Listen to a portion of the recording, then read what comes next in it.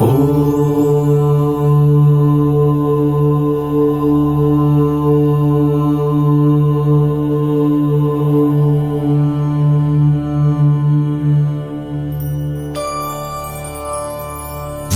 वांछित लाभाय चंद्रार्धकृत शेखराम वृषारूढ़ाम शूलधराम शैलपुत्रीम यशस्विनीम।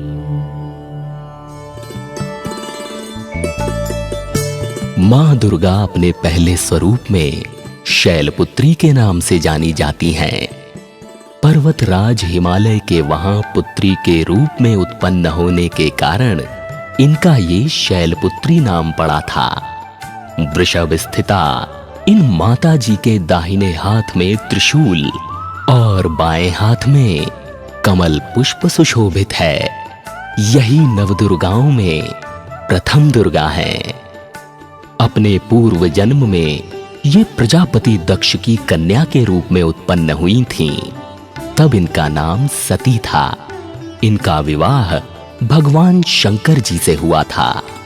एक बार प्रजापति दक्ष ने एक बहुत बड़ा यज्ञ किया। इसमें उन्होंने सारे देवताओं को अपना अपना यज्ञ भाग प्राप्त करने के लिए निमंत्रित किया, किंतु शंकर जी को उन्होंने इस यज्ञ में निमंत्रित नहीं किया। सती ने जब सुना कि हमारे पिता एक अत्यंत विशाल यज्ञ का अनुष्ठान कर रहे हैं, तब वहां जाने के लिए उनका मन विकल हो उठा। अपनी ये इच्छा उन्होंने शंकर जी को बताई। सारी बातों पर विचार करने के बाद उन्होंने कहा, प्रजापति दक्ष किसी कारणवश हमसे रुष्ट हैं। अपने यज्ञ में उन्होंने सारे देवताओं को निमंत्रित किया है। उनके यज्ञ भाग भी उन्हें समर्पित किए हैं, किंतु हमें जानबूझकर नहीं बुलाया है, कोई सूचना तक नहीं भेजी है। ऐसी स्थिति में तुम्हारा वहां जाना किसी प्रकार भी श्रेयस्कर नहीं होगा। शंकर जी के इस उपदेश से सती का प्रबोध नहीं हुआ।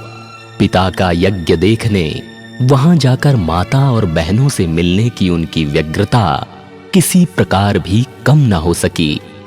उनका प्रबल आग्रह देखकर भगवान शंकर जी ने उन्हें वहां जाने की अनुमति दे दी। सती ने पिता के घर पहुंचकर देखा कि कोई भी उनसे आदर और प्रेम के साथ बातचीत नहीं कर रहा है। सारे लोग मुंह फेरे हुए हैं। केवल उनकी माता ने स्नेह से उन्हें गले लगाया। बहनों की बातों में व्यंग्य और उपहास के भाव भरे हुए थे। परिजनों के इस व्यवहार से उनके मन को बहुत क्लेश पहुंचा। उन्होंने ये भी देखा कि वहां चतुर्दिक भगवान शंकर जी के प्रति तिरस्कार का भाव भरा हुआ है।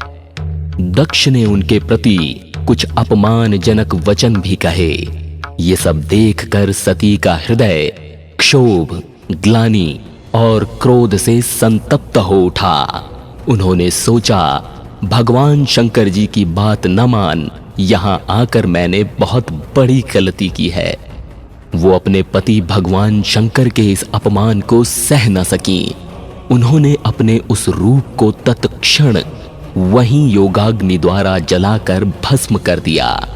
वज्रपात के समान इस दारुण दुखद घटना को सुनकर शंकर जी ने क्रुद्ध हो अपने गणों को भेजकर दक्ष के उस यज्ञ का पूर्णतः विध्वंस करा दिया। सती ने योगाग्नि द्वारा अपने शरीर को भस्म कर अगले जन्म में शैलराज हिमालय की पुत्री के रूप में जन्म लिया। इस बार वो शैलपुत्री के नाम से विख्यात हुई। पार्वती और हेमवती भी उन्हीं के नाम हैं। उपनिषद की एक कथा के अनुसार इन्हीं ने हेमवती स्वरूप से देवताओं का गर्वभंजन किया था। शैलपुत्री देवी का विवाह भी शंकर जी से ही हुआ। पूर्व जन्म की भांति इस जन्म में भी वो शिव जी की अर्धांगिनी बनी। नवदुर्गाओं में प्रथम शैलपुत्री दुर्गा का महत्व और शक्तियां अनंत हैं। नवरात्र पूजन में प्रथम दिवस इन्हीं की पूजा और उपासना की जाती है।